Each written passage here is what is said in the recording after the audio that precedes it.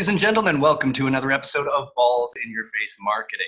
Today we are discussing the fall of Rome, and I am joined by my favorite doctors of philosophy and founders of the Petrarch Institute, Dr. Miles Smit and Dr. Alexander Rosenthal-Pubúl.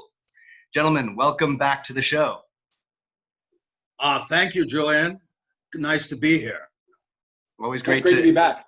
Great to talk to you both again. So let me set the stage a little. I have observed, and I am by no means the first, that there are certain parallels between what I know of the fall of Rome and the current modern era. I'll list a few that I just kind of pulled from history.com, the economic troubles and an over-reliance on slave labor, the rise of the Eastern Empire, an overexpansion and military overspending, government corruption and political instability, the loss of traditional values. So it begs the question, could the fall of Rome have been prevented had the Romans been able to read about it beforehand, and what could have been done to prevent it? So with an eye towards the modern Western civilization, what happened? Who should go? Who wants to go? Well, let's start with you, Alex. Yeah, well, of course, it's a question that has been asked many times before in history, perhaps most famously by Edward Gibbon in his classic text, The Decline and Fall of the Roman Empire. And I think one of the reasons why it is a topic of fascination for us is because the Romans, in many ways, were a civilization quite a bit like our own. In fact, in the case of the United States, it was quite consciously modeled after the Roman Republic. You had a sophisticated economy with international trade, based around international trade, a highly sophisticated civil administration, municipal schools, and an advanced culture in the arts and letters and all this sort of thing. And then we start seeing, particularly in the 3rd century, sort of the breakdown of this world. And I think it's sort of, there's a quote from the 4th century, Ammianus Marcellinus. He wrote that the libraries are closing forever like tombs. Just imagine cities emptying out, the economy collapsing and returning to a barter system, people no longer using money. The system of trade that united the Roman Empire along the Roman roads collapses. The roads are covered over, this whole and the economy turns local. As people leave cities, they go into the countryside to sell their labor, as it were, to the great landowners, right? And you have the development of these local economies, which is really the basis of the Middle Ages. So I think that one of the reasons it fascinates us is because you have a society very much like our own. We have the idea of progress, that things should get better and better, right? With each passing decade, we kind of have this in our head. But I think that there's this other voice that looks back on the fall of Rome and thinks, could it happen to us? Could our civilization decline? And civilizations fall. So I think that's why it's exerted an enduring fascination. As far as why exactly it happened, there have been a wide variety of theories, of course. Someone like Spengler thought of the rise and fall of civilizations like a life cycle. You know, civilizations are born and sort of in a deterministic way, they collapse. At a certain point, they live, they're born, they live, they prosper, and then they die, right? In a very organic model. Others have emphasized the economic and the political. There has been, we just recently did a video not long ago emphasizing sort of the biological and climatological things that were going on. There was a massive plague during this third century crisis that possibly killed millions of people and contributed the depopulation of cities, and all of these theories are kind of interesting and have made their contributions to what occurred. But it's interesting to me that among the Romans themselves, the they did not think of it as a deterministic, necessary process. They wrote themselves about their own process, what they saw as the process of decline, and they attributed it principally to the realm of mores. But maybe I should just pause right there and let Miles go, because I don't want to go on. Well, that's actually a very useful handoff point, because I mean, I was thinking, when we talk about the fall of Rome, and Alex, you addressed this in talking about some of their strengths, the question that presents itself is, what did Rome fall from, right? What was its height, and what was the basis of its strength? Why is it looked at as a model? I'm not a historian, so I always tend to like the sort of the maximum simplifying and synthesizing principles that you can apply. And the two things I kind of think of across its history as it transitions from republic to empire is, republican virtue first, and then imperial competence. So the two things that are really striking are this emphasis on a kind of robust, stoical, austere, courageous, and implacable, almost agrarian-based virtue, which is the kind of republican building block. And then they get very good at administrative arts. They're very good as military campaigners. They're very good as engineers. They're very good at logistics, giant maps on walls, rooms where they know all the movement of people through the ways, and the management of huge supplies of grain. So, that's sort of what they possessed at a certain point. And the question is, why is that eroded at a certain point? And you mentioned the kind of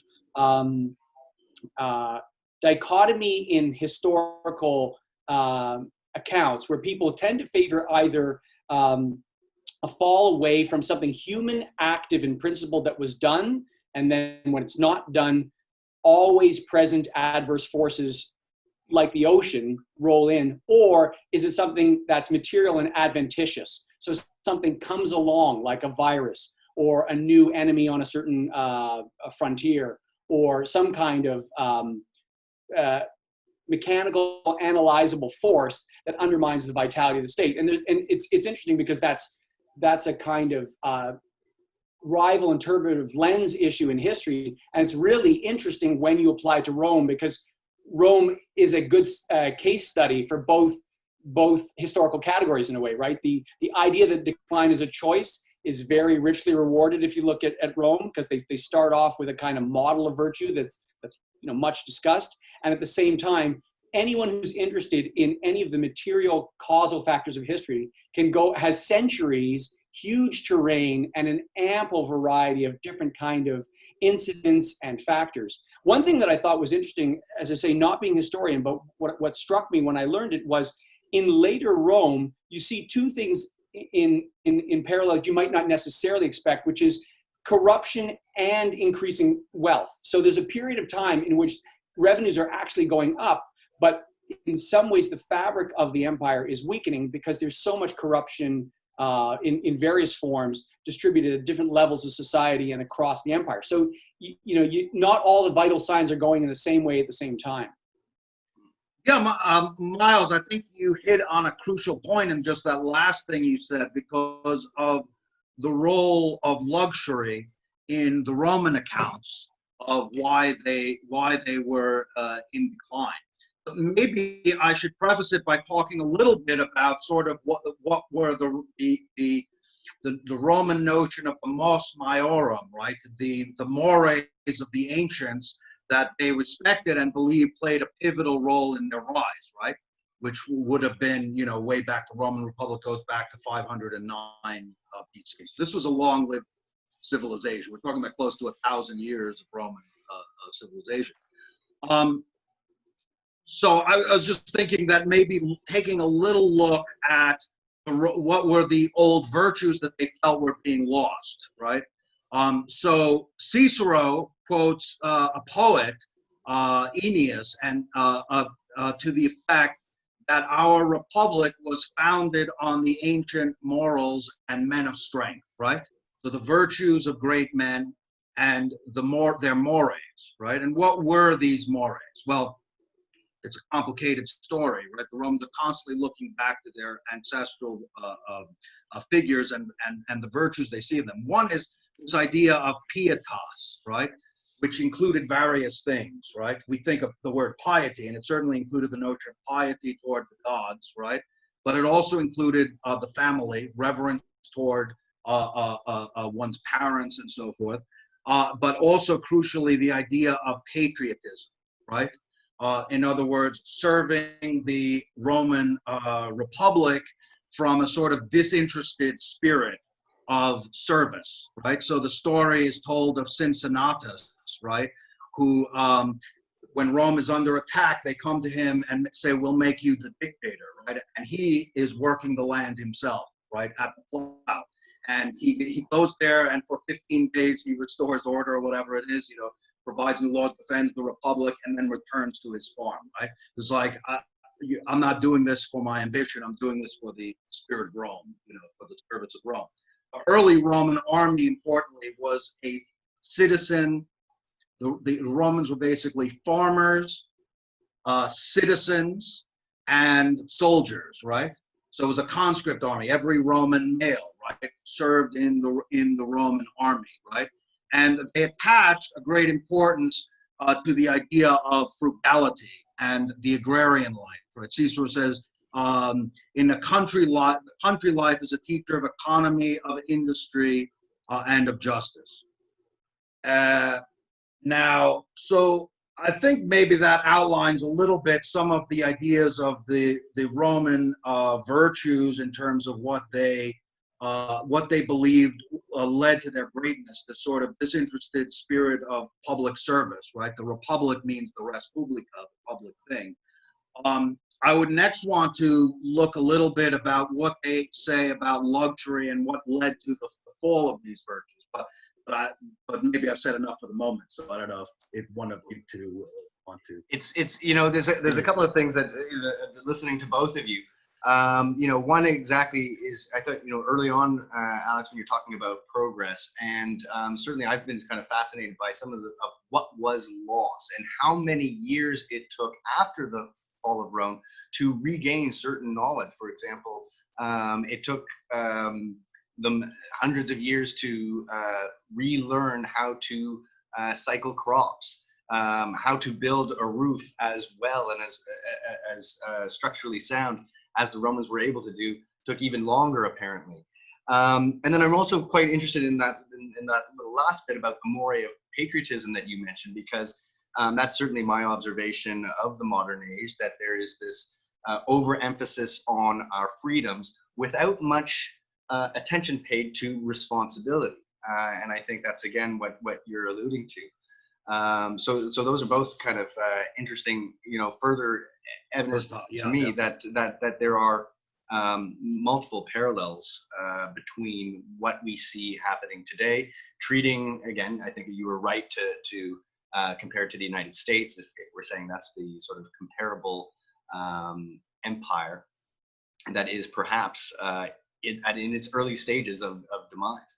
And that cyclical point that you made earlier as well. I mean, I was looking at a chart of a historical chart of various ages, and it certainly did strike me. Because it was the timeline was symmetrical throughout, and that the periods, the spacing between those shifts between them was quite striking, and how consistent it was. And then the fact as well that, as you mentioned, it's not entirely just based on civilization and politics, that there were environmental factors, whether it be volcanoes that were erupting or plagues that had major influence. And of course, here we are in the middle of COVID. So all of this hopefully doesn't have people too scared. I guess the question is what can be done? What should the Romans have done differently? Yeah, so that's why I thought it might be a good idea to look at what the Romans said was the cause of their decline in terms of the falling away from the ancient mores. So what happens?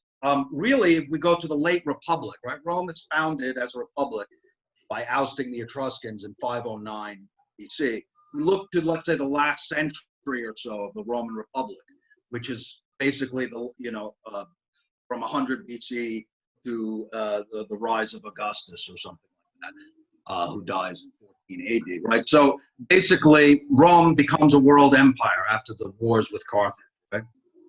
Livy writes, the state is suffering from these two opposing evils, avarice and luxury, which have been the destruction of every great empire. The better and happier becomes the fortune of our commonwealth day by day, and the greater the empire grows, the more I fear that these things will capture us rather than we them, right?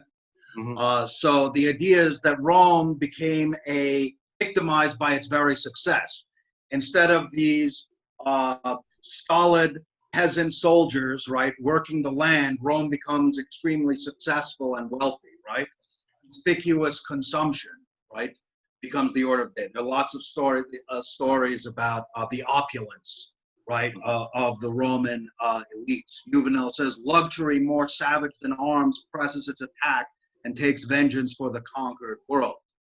And the decline of mores, right? I mean, there's lots of scandalous, salacious stories you can read about in Juvenal and Cicero in their critiques of the Roman elites.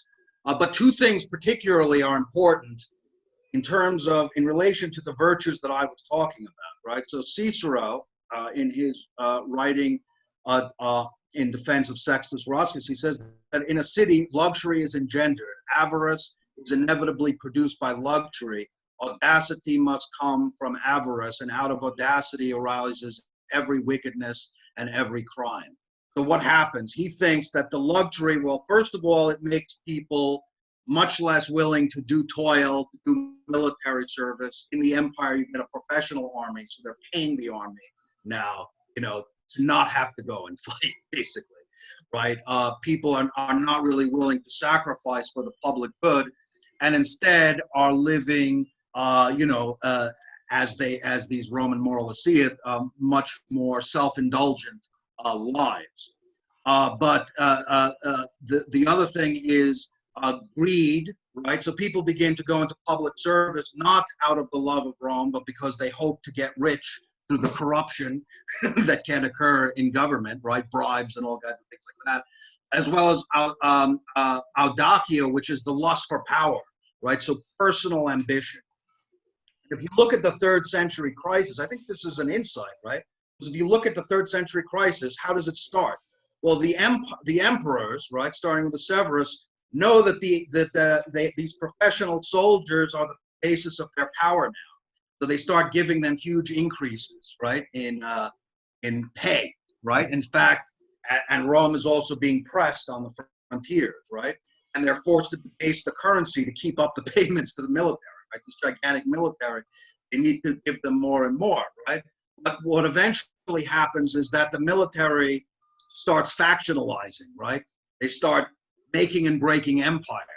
They don't like the empire, they kill him. The emperor, they kill him and put in somebody else. And different factions of the military start fighting. The Roman Empire in the 3rd century literally breaks apart into 3, right? One in Spain, France, and Britain, one in the area of Italy, and one in the east.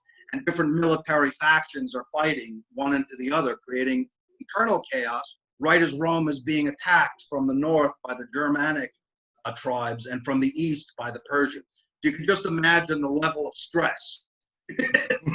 But there's a point that he's making about the ambition, right? Because none of these people are putting Rome first.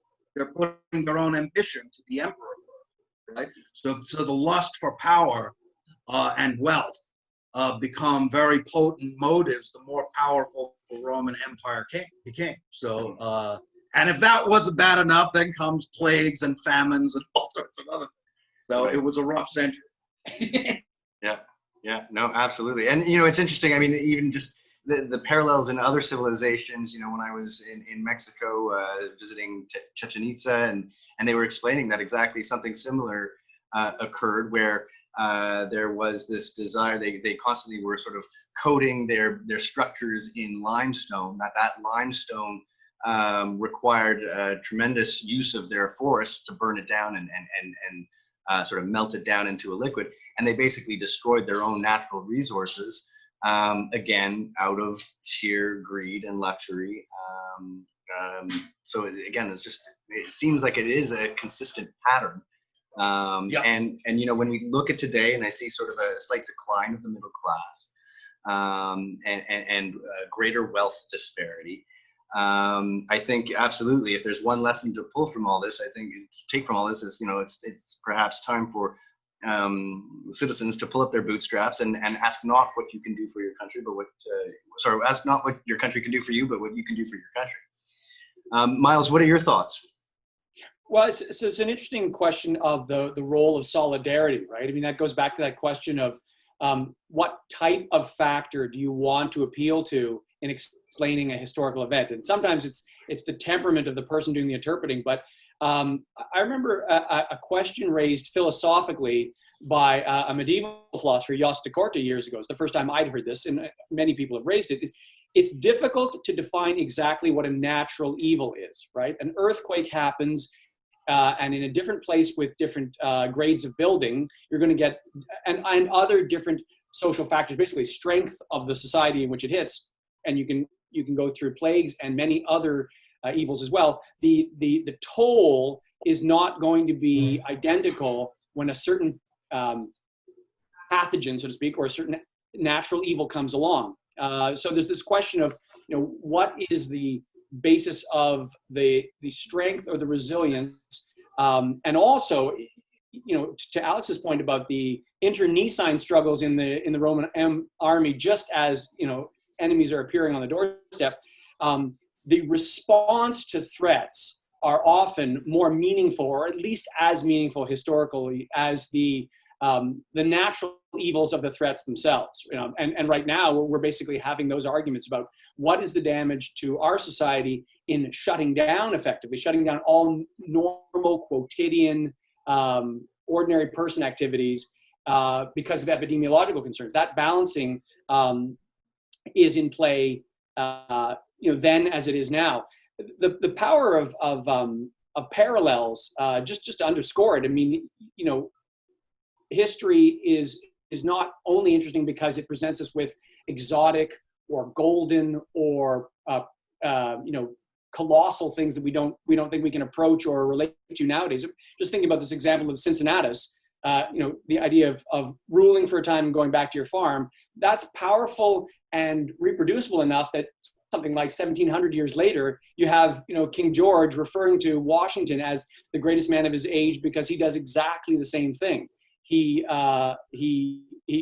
serves as president, and instead of making himself king or despot, literally goes back to his farm. So, I mean, it's amazing to think that in a different continent, in a technologically, scientifically, from a religious perspective, and otherwise different age, the analogies hold. In fact, they're sort of poetic and powerful.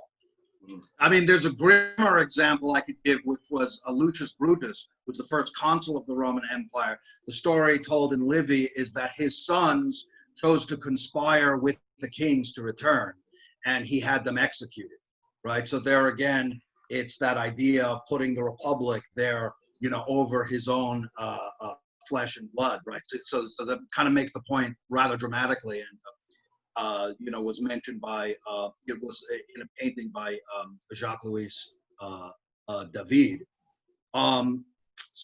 Some of the other things that they saw in their decadence, so one would be the factor of religion, right? So Horace wrote that you will pay for your ancestors' failure, Roman, until you rebuild the temples and fallen shrines of the gods, right? So this was this idea that Rome was also losing its pietas. The Roman elites did not really take the religion seriously. That's why they started to look into other sorts of things, or at least that was the perception. Another was the loss of a sense of history, right? So Cicero, and this was brought out in an article by T.N. Mitchell, right? He talks about history as the witness of the ages, the lifeblood of tradition, messenger of antiquity, right? And he thought that study of history was very, when people lose touch with their history, it's a very bad sign. And maybe we're seeing a little bit of that as well, as for good or ill, what has gone on in the past has formed us in one way or another. And the idea being that it's important to remember. in one way or another. Yeah, really sorry, interesting. No, really interesting because when you mentioned this sort of decline of Roman religion at the time, and this is something that I kind of observed today. That obviously Western civilization is secular today, but I often get the impression now that many people have sort of gone beyond just simple secularism, which would be, as far as I'm concerned, absolutely accepting of a religious perspective, to one where it's almost anti-theistic. And I do see that as potentially problematic from a decay of moral values. I don't know, are there any parallels in terms of the decline of traditional family values? Because certainly, as divorce rates go up in the modern age, and then therefore you've got sort of fractured families, and there's plenty of evidence to suggest that children who grow up in a household with two married parents tend to have a bit of a leg up on those that don't. Are there any parallels there historically? Oh yeah, certainly. In fact, Horace, right after that part I quoted about that Romans, you will pay for your failure to rebuild the temples of your ancestors, right? He goes on about sort of the sexual mores, right? The early Roman society was, the family was very central, right? The place of the father, the pater familias, was very important. And so the pietas that I mentioned includes the feeling toward your family, right? I mean, one of the famous stories in Virgil's Aeneid is Aeneas carrying his father with the household gods out of Troy, not leaving him behind. But Christopher Dawson wrote an article on the, I forget the title exactly, it was on the patriarchal family or something like that, where he argues that part of the decline of population in Rome had to do with marriage being put off, partly because of the civil bureaucracy. People became much more career oriented, and as a result, the Roman birth rates plummeted. We know, this is another interesting point I think we should discuss, that Rome had many revivals, right, of its sort of ancient mores, right? So in the Augustan age, right, seeing a lot of the things that Cicero had been talking about, right, very strongly emphasizes what we would today call family value, right, and return to the old Roman virtues, right? So in the Ara Pacis, which he builds to celebrate the peace which he brought to the empire, you see he's there with a big, huge family, right? With this big family. In one place, he has the robes of the high priest showing his tie to the Roman religion. And then there's symbols of fertility everywhere. He also, interestingly, put a tax on bachelorhood, right? He thought people were forgoing marriage and not having children, and therefore forgetting their duty to provide children for the Roman civilization. So there were all of these conservative backtracks. You have the period of the good emperors up to Marcus Aurelius, right? In 180 AD, where there's again this kind of sort of return, this idea of return to the old Roman virtue. Now, to the on the religious question, right? Diocletian was one of the last who tried to really revive the old Roman religion, and he was a persecutor of Christianity, which was the new religion that he thought was a threat, we could say, for its refusal to worship the Roman gods. But that persecution failed, and Rome became Christian right after Diocletian. So that's kind of an interesting thing. Like the quest for new and different forms of spirituality maybe is something also that has parallels in our time as well, right? I mean, you think about it, right? New Ageism. So you have, yeah, exactly, right? So I mean, you have at that time, they were looking east, right? I mean, cultus of Isis, Mithras. There was a religion called Manichaeanism, and Christianity was also a religion coming from the Middle East, right? So there was interest in all of these new sects as people were no longer really taking the old religion that seriously. And of course, Christianity proved to be the faith that ultimately triumphed, one which for us is traditional, but for the Romans was seen as something kind of revolutionary. Mm-hmm. Yeah, I think both of you guys have mentioned this, the value of looking at sub-cycles or smaller cyclical patterns, as well as just the grand narrative of rise and fall. I mean, you see it in Rome, which had, well, it had a dramatic second life in the East, in the Byzantine Empire, really just called itself the Roman Empire. But you also have a cycle of decline and a cycle of revival. I think from the late 1960s that the essayist and satirist Tom Wolfe was talking about the Great Relearning, right? He was talking about social foment and people rediscovering diseases that had more or less been extirpated because basic hygiene was neglected. But that didn't last. It was kind of a high-grade, short-lived fever. But it just goes to show that the question of the thickness or thinness of the veneer of civilization is always in question. So civilizations that last centuries may flirt with something like disaster a number of times in their life cycle. And there's that background idea of civilization being 2 or 3 meals away from chaos and barbarism, right? And so we're often quite close to a loss of the sustaining fabric. We just we don't realize it in moments of comfort, and we sometimes get alarmed, and we don't always retain whatever learnings, as we say nowadays, learnings we gather when we have an episode. So there are some parallels between types of unrest you see now and things you would have seen late 1960s, for example, as well as the parallels we've mentioned between Rome and us. One thing, Alex and Julian, I was going to raise was interest in this idea of family lines and soft power. Because, you mentioned Aeneas. There's that fantastic sculpture by Bernini, and it's kind of a columnar representation of 4 or more generations, right? Aeneas is marching and has got his father on his shoulders, so he's doing the carrying. His little son is more or less clinging at his legs, so he's coming up behind. And the father is the one carrying the gods. So you've sort of got, a vertical descent in generations and a line of memory, continuity, fidelity, and also accrued wealth, not just in the form of monetary inheritance, but in, the stability that comes from transmitting knowledge, effective practices, all that stuff. We sometimes look at civilizations in terms of lateral analysis. You've got this: how strong is the military? How strong are their industries? What incentives are in place? What kind of deficits are they running? What kind of market opportunities do they have? That type of thing. That type of dynamism of the moment. And of course, that's highly relevant. But the discussion the two of you were driving about family made me think of that Roman virtue of auctoritas, right? This idea that there's authority that may have an anchor in enforcement, forceful assertion, but is really rooted in authority of the moral kind, moral suasion, the kind of sway that you can hold when people have either the civic religion or the fabric of family and small groups that radiates outward to keep a society growing and vital over long and responsible horizons. I don't know if you think that's in play, but I sort of think of Rome when I think of art taking inventory of ourselves.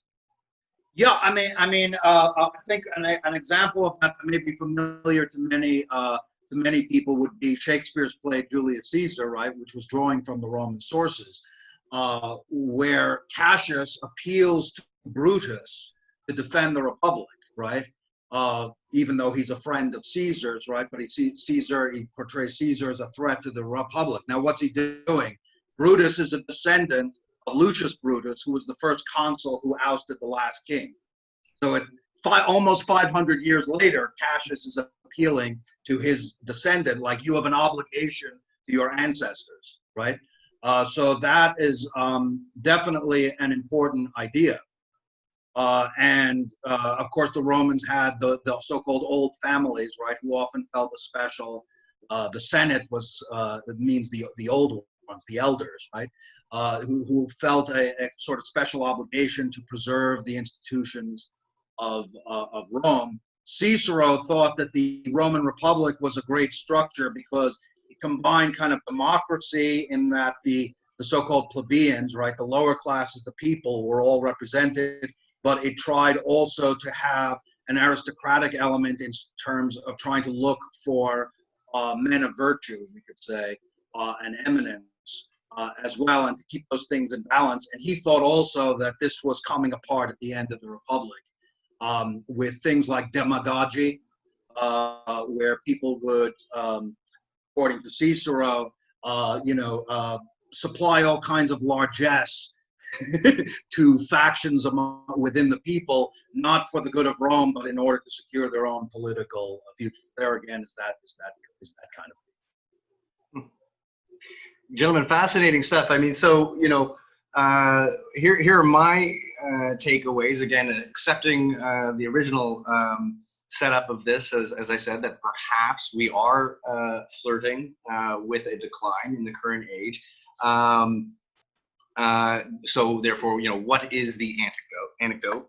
I think what I'm taking away from this, one is perhaps a return to a slightly more patriotic attitude in terms of not just being obsessed with our current freedoms and what our rights are, but also accepting that with those freedoms come certain responsibilities.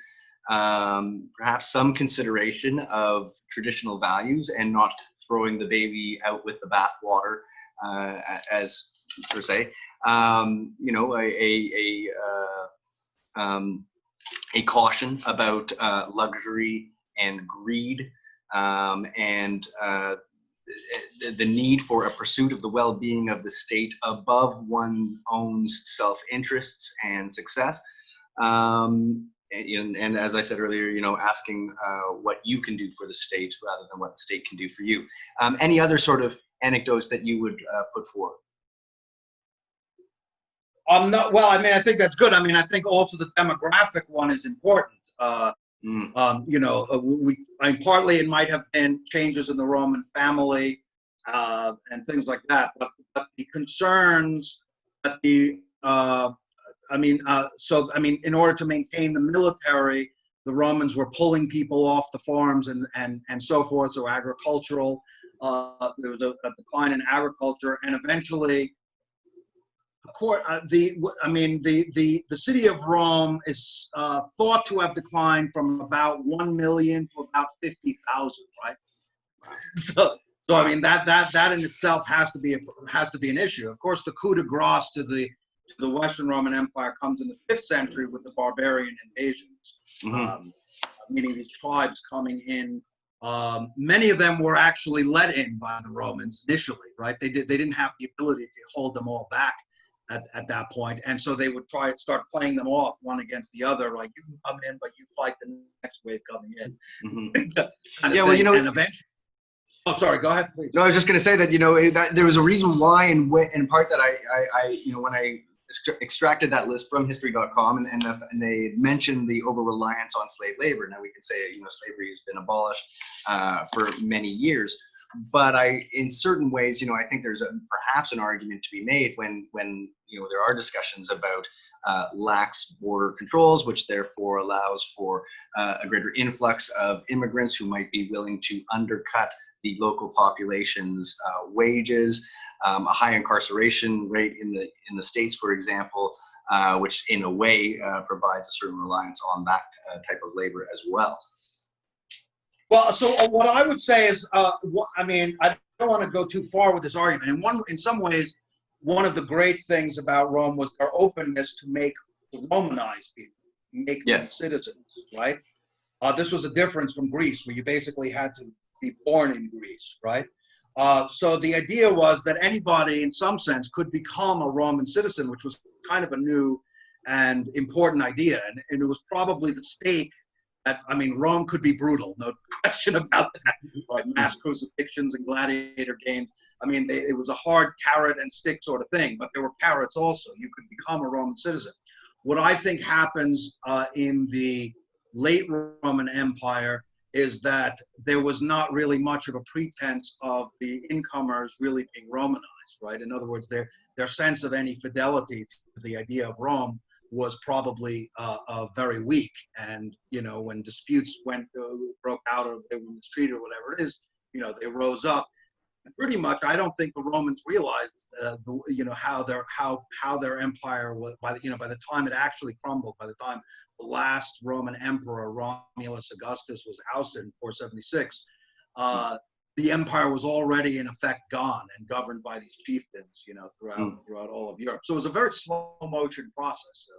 Yeah, but it's interesting in a way that when you mentioned that the sort of path to citizenry, exactly that there's a certain sort of principle of meritocracy, right? And certainly there are forces at play, I would say today, that would rather replace a meritocratic society with one that has sort of an equality of outcome rather than equality of opportunity.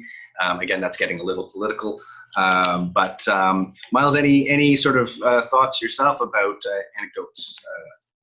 Well, just the anytime you start a discussion like this, you become immediately aware of the value of cracking a history book or getting interested in the ruins, which almost miraculously, survive as relics or fragments of what a world was like over centuries and even millennia. Because to study the empires of the past or the great civilizations of the past is, on the one hand, to get a kind of intoxicating sense of what's possible in these astonishing marvels, including the production of things that we would struggle to reproduce in our modern age with the technological and other tools at our disposal. And at the same time, immensely sobering lessons about the cost of corruption in any form, and the threats that can come along, whether they're internal or external in their fundamental nature, or whether they're a kind of diabolical synergy of the two.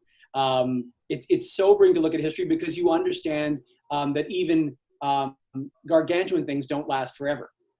Mm-hmm.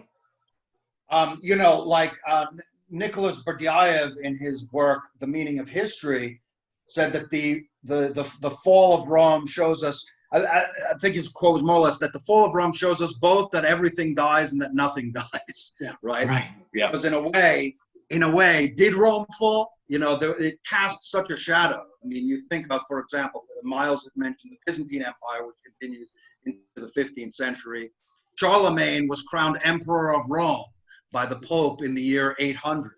The Germans took the name Kaiser, right, which means Caesar. The Russians took the name Tsar and called themselves the third Rome. And of course, in a cultural sense, the Latin language and Roman law and all these things became a part of the Western heritage in a very profound way. So, and Rome, of course, because of the papacy, remained obviously a central city, we can say, for the Western world. So I mean, there's a complex issue there of Rome's survival and death, right? Yeah, I mean, that's an interesting takeaway, because one of the reasons why not just we, but anyone anywhere in the world at any time would be interested in studying Rome, because Rome merits study. So that's one side of it. But another reason I think that it resonates with us is because perhaps some have argued we are Roman, right? That's a phrase used by the syncretic thinker Remy Brague. And I think he was mostly talking about Europe. But the point is, the permeance of that identity is extremely broad and extremely long lasting. So it's not only that Rome is in and of itself so interesting, it interests us because of affinities that we ourselves very easily and very often forget, or they're so subtle and oblique that you have to kind of examine yourself from 90-degree angle to see them. I mean, you almost need a little bit of background in classical antiquity, let's say, to decode Washington, D.C., right? Yeah. I mean, there you have on Capitol Hill, Senate, right? Deliberating in a republic where John Adams used to carry Cicero around with him wherever he went. I mean, the founding fathers very consciously were building a new Rome, the new world, right? And then you look at all the neo-Roman classical architecture everywhere. You just realize the long shadow that this civilization has cast everywhere that Western civilization exists, pretty much. Well, I'm reminded, hearing what you were both just talking about, I'm reminded of a quote, and I don't know who to attribute to, you may, which is, even if history does not repeat itself, it certainly rhymes. Yeah. So, gentlemen, this has been really fascinating. I've enjoyed this a lot. Hopefully, people are able to get a lot out of this and get some insight. You know, a bit of a picture of what happened, why perhaps Rome fell, and if there are at all parallels. Perhaps some insight into how we can sort of shift paths to restore what is good in our world today. So I thank you both so much, and I'll remind people exactly. I think as is often said, to know where you're going, it's important to know where you've been. I think the study of history in these subjects is exceptionally important.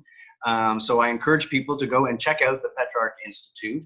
I will put links above and below, and as I said, they are now on UDEMY. So you can go and sign up for courses there and learn about classical antiquity. So, gentlemen, thank you so much. Thank you, Julian. It was a pleasure.